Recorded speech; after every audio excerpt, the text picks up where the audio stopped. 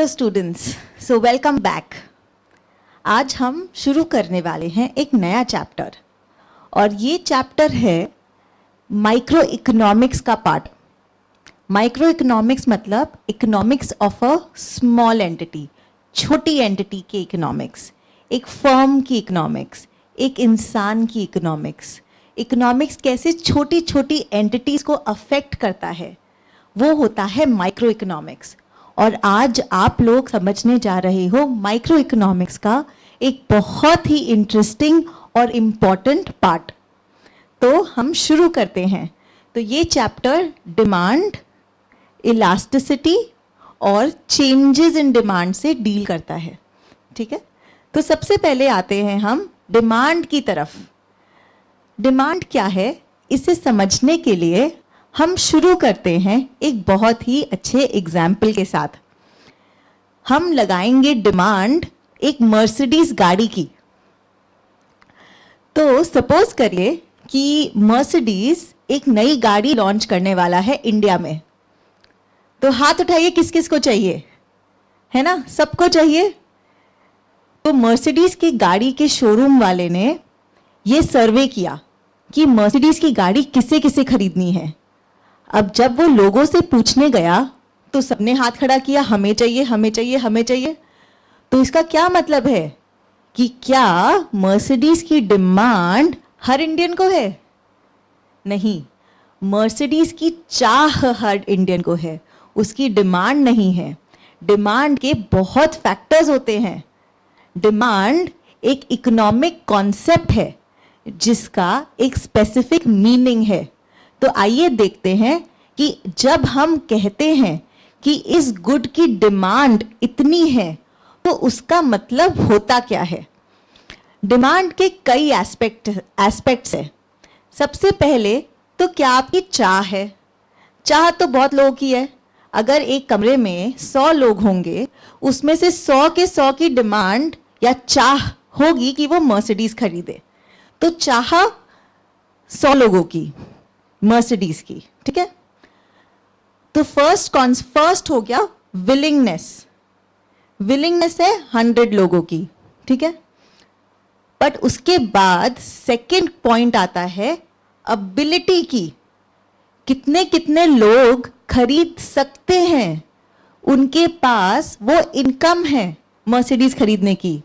अब 100 लोगों के कमरे में कितने लोग बच गए? मे बी 1 या 5, उससे ज़्यादा नहीं, है ना। एक नॉर्मल रूम में उससे ज़्यादा तो हो नहीं सकते जिनके पास उतना पैसा है कि वो उसको खरीद सके।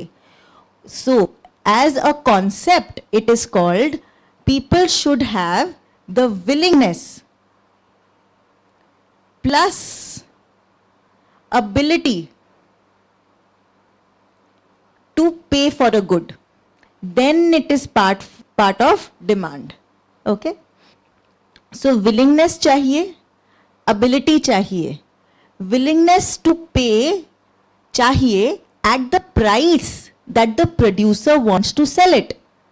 अब आपके पास चाह भी है, पैसा भी है, लेकिन बोलोगे लेकिन मैं फिर भी 50 लाख की गाड़ी नहीं खरीदूंगा, तो भी डिमांड नहीं बनी, तो भी मर्सिडीज का शोरूम वाला आपको गाड़ी नहीं बेच पाएगा। तो विलिंगनेस भी चाहिए, अबिलिटी भी चाहिए एंड विलिंगनेस टू पे भी चाहिए at the particular price, right. So price कितने प्राइस पे कितनी क्वांटिटी बिकेगी ये भी जानना जरूरी है, राइट।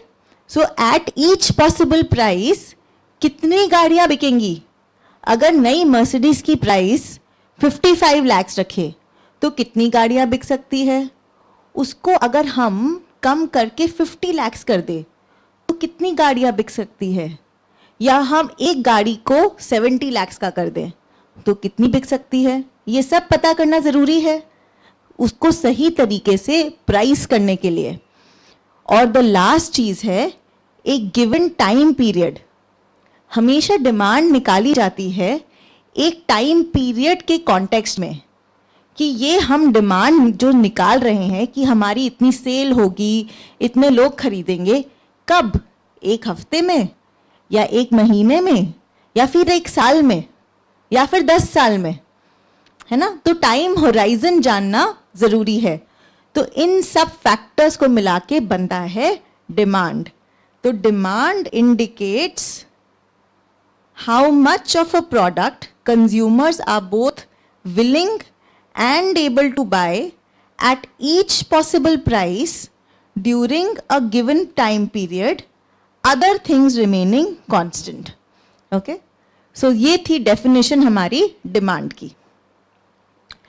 तो अब मर्सिडीज के का एग्जाम्पल ही कंटिन्यू रखते हैं। तो मर्सिडीज के एग्जाम्पल में फैक्टर्स अफेक्टिंग डिमांड, ये जो डिमांड है, विलिंगनेस एंड एबिलिटी टू पे at a price at a given point in time, 4 factors. तो अब अभी से याद करना चालू कर लो। What is demand? Willingness and ability to pay at a given price during a particular time period. इस डिमांड को अफेक्ट क्या क्या करता है? तो ये मर्सिडीज की डिमांड को अफेक्ट क्या क्या करता है? सबसे पहला तो प्राइस ऑफ द कमोडिटी, उस कमोडिटी का दाम कितना है। दूसरा, price of related commodities, competition का दाम कितना है। मर्सिडीज का कंपटीशन क्या हुआ? BMW। तो BMW का दाम कितना है, यही तो जान के आप मर्सिडीज खरीदोगे। तो प्राइस ऑफ BMW कितना है, प्राइस ऑफ रिलेटेड कमोडिटी कितना है। ठीक है। और एक बहुत इंपॉर्टेंट फैक्टर है, इनकम कितनी है आपकी। अगर अंबानी जितनी इनकम है तो ना प्राइस ऑफ द कमोडिटी का फर्क पड़ता है, ना प्राइस ऑफ रिलेटेड कमोडिटी का। लेकिन अंबानी तो है नहीं, तो इनकम ऑफ द कंज्यूमर बहुत मैटर करती है। टेस्ट एंड प्रेफरेंस क्या है कंज्यूमर का, उनको किस चीज़ का शौक है ना। जैसे कि हमें ये पता है कि साउथ इंडिया में लोग ज्वेलरी गोल्ड की प्रेफर करते हैं। तो साउथ इंडिया में अगर आपको ज्वेलरी का बिजनेस खोलना है तो गोल्ड ज्वेलरी का सेक्शन ज़्यादा बढ़ाइए, डायमंड का कम करिए, तो आपका बिजनेस बेटर चलेगा, है ना। तो आपको जिस रीजन में आपको बिजनेस करना है, उस रीजन के लोगों का डिमांड, इनकम, टेस्ट सब पता करना पड़ेगा।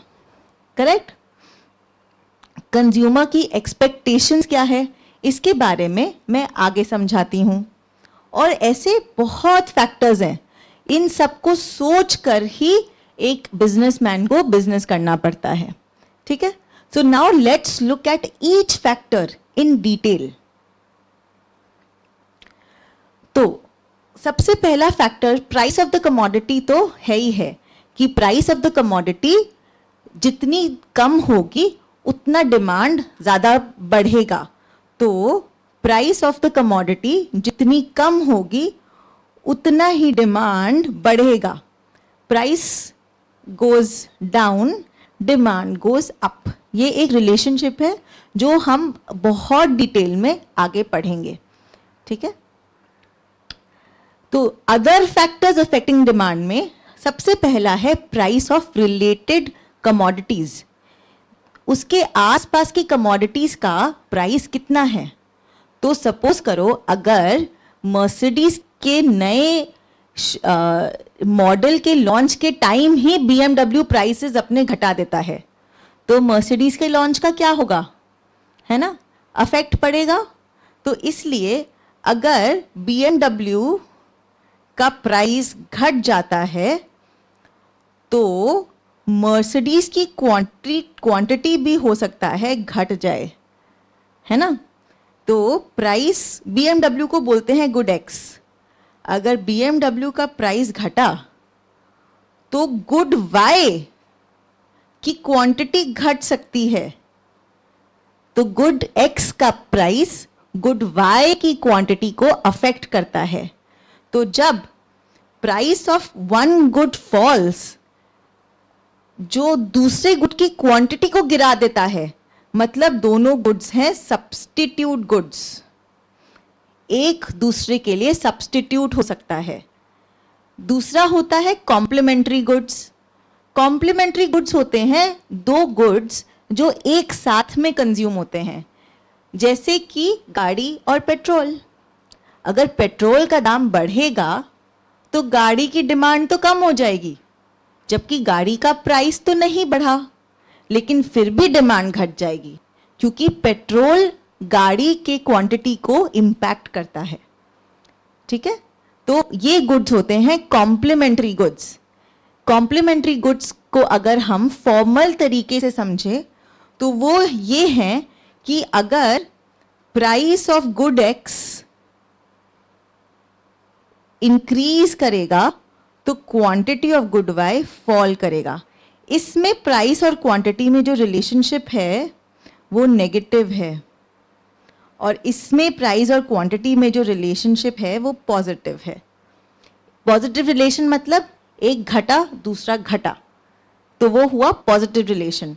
तो कॉम्प्लीमेंट्री गुड्स का रिलेशन होता है नेगेटिव, एक घटा दूसरा बढ़ा, एक बढ़ा तो दूसरा घटा, तो ये होता है कॉम्प्लीमेंट्री गुड्स का रिलेशन। और सब्स्टिट्यूट गुड्स का रिलेशन होता है पॉजिटिव, एक घटा तो दूसरा घटा। ओके, सो ये है substitute goods and complementary goods. इनको भी हम और आगे डिटेल में पढ़ेंगे।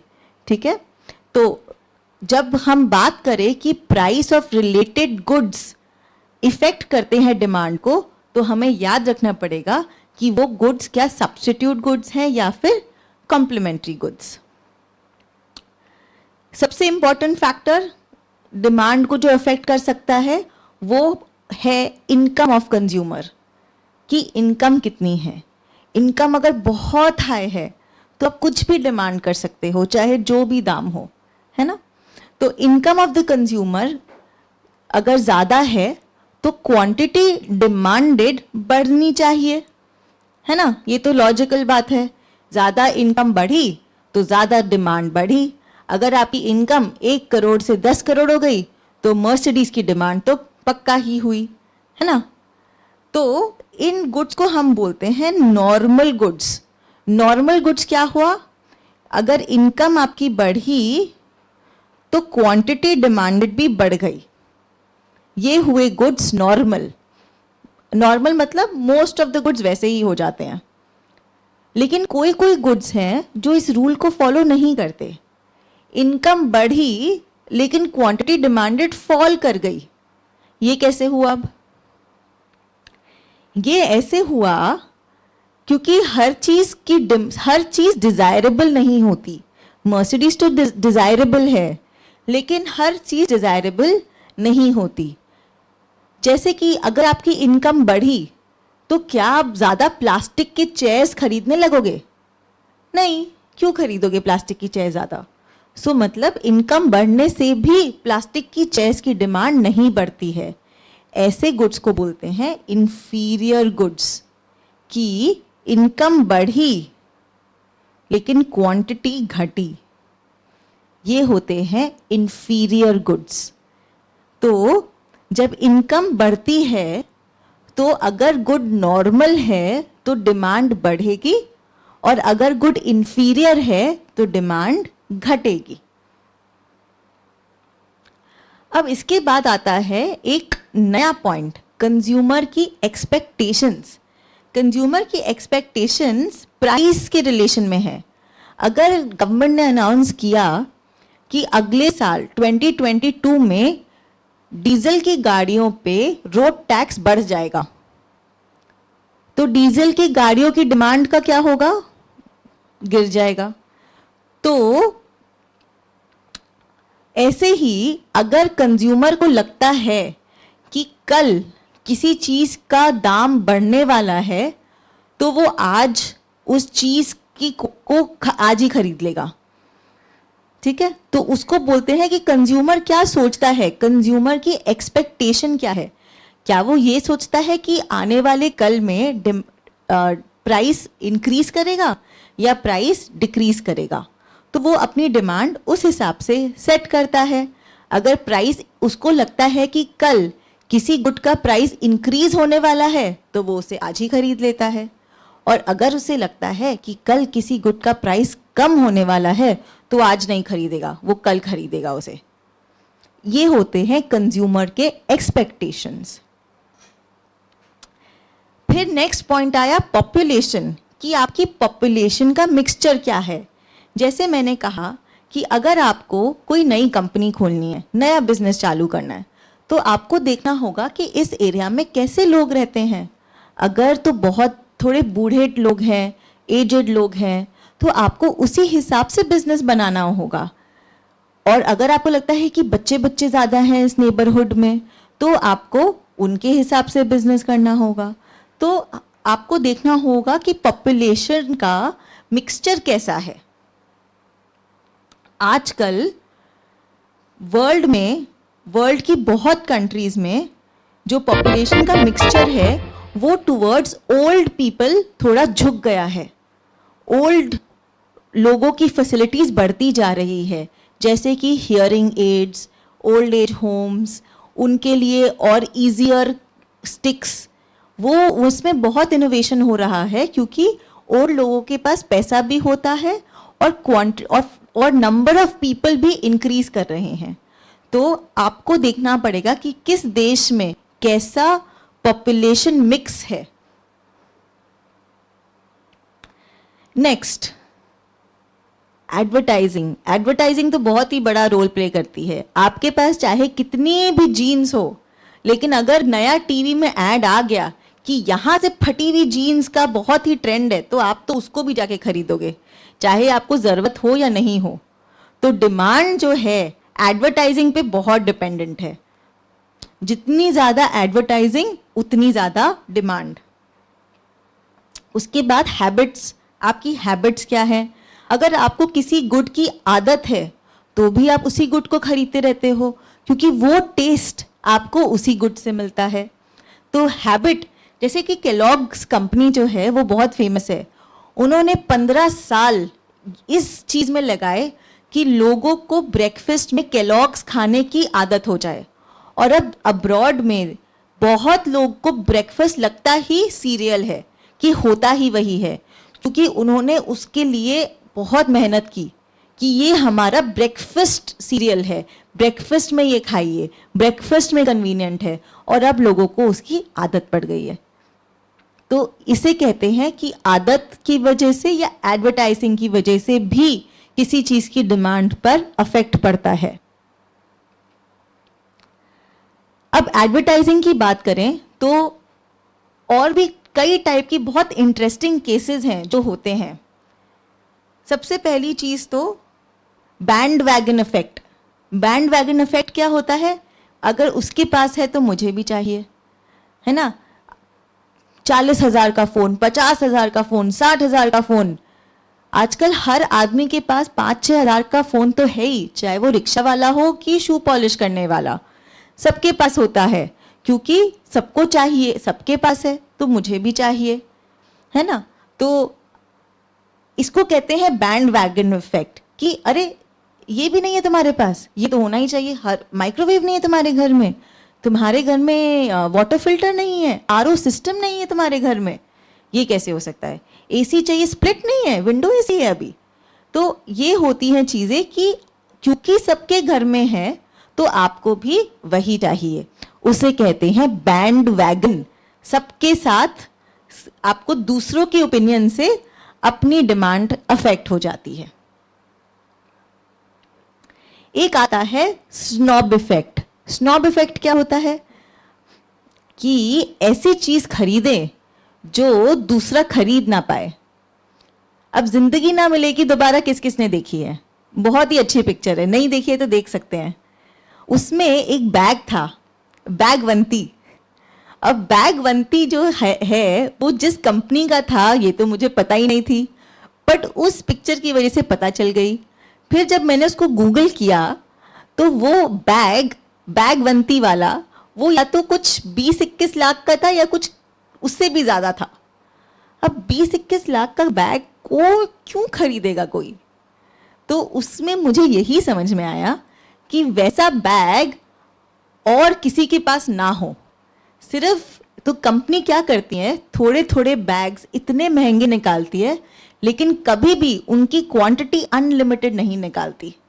लिमिटेड एडिशन क्यों निकालती है कंपनी, क्यों किसी चीज़ के सिर्फ 100 पीस ही निकालेगी, 10 पीस ही निकालेगी। इसलिए ताकि वो चीज जो आपने लिमिटेड एडिशन में ली है वो किसी और के पास ना हो। तो उससे आपका एक स्नॉब वैल्यू बनता है कि ये चीज इस दुनिया में सिर्फ 10 थी, एक मेरे पास है, चाहे उस पे आपने 21 लाख रुपए एक बैग में क्यों ना खर्च कर दिए हों। तो उसे बोलते हैं snob effect, that the desire to own exclusive और unique goods, those are the goods which have snob effect. तो स्नॉब इफेक्ट वाली गुड्स हमेशा लिमिटेड क्वांटिटी में होती है और जितने कम लोगों के पास होती है उतनी वैल्यू उसकी बढ़ जाती है। तो डिमांड को ऐसे मैनिपुलेट भी किया जाता है बैंड वैगन इफेक्ट से, स्नॉब इफेक्ट से, मार्केटिंग से, उसको डिमांड को मैनिपुलेट करने के तरीके हैं ये। बाकी चीजें क्या इफेक्ट करती है? क्रेडिट। तो अब आपको मैनिपुलेट पहले किया जाएगा, उसके बाद आपको एक क्रेडिट कार्ड दिया जाएगा कि ये लीजिए, अब आप क्रेडिट पे भी ये खरीद सकते हैं। तो जो चीज आप अफोर्ड नहीं भी कर सकते लेकिन ईएमआई में आप उसको खरीद सकते हैं। तो क्रेडिट कार्ड आपके पास है क्या, उससे आपकी डिमांड फर्क पड़ेगा। इंटरेस्ट रेट क्या है, उससे आपकी डिमांड पे फर्क पड़ सकता है। नेशनल इनकम क्या है आपकी कंट्री की, एक रिच कंट्री होगी तो वो अलग चीज़ें डिमांड करेगी, थोड़ी पुअर कंट्री होगी तो अलग चीज़ें डिमांड करेगी। पुअर कंट्री में नेसेसिटीज़ ज़्यादा बिकती हैं, जैसे कि टूथपेस्ट, टूथब्रश, बेसिक्स, वो ज़्यादा बिकते हैं।